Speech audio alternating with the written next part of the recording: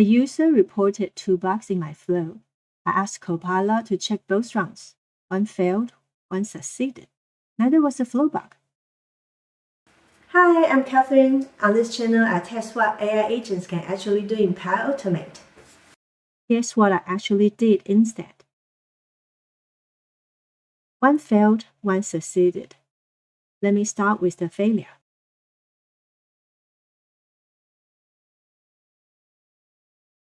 The same email action failed. Let me see what it is trying to send. 2 email addresses with a space but no comma. So Outlook treated the whole thing as one invalid address and rejected. The mailing list had 2 addresses with no comma in the project review column. The flow read the field and pass it straight to Outlook. That input formatting, not a flow bug. And if we check SharePoint, there it is.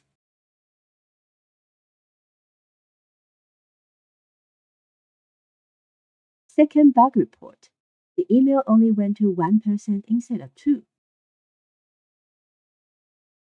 The agent checked the 2 field, only 1 email address.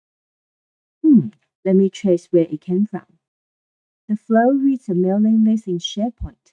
Each column has the recipients for different process type. This run was for utilization review.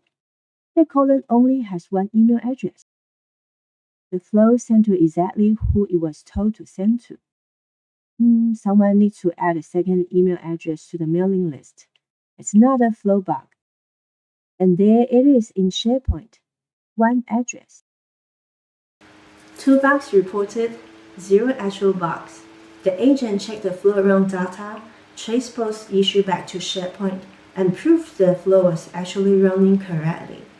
This matters because if you build Power Automate flow for other people, most of the debugging is not fixing flow logics, but prove where the problem actually is.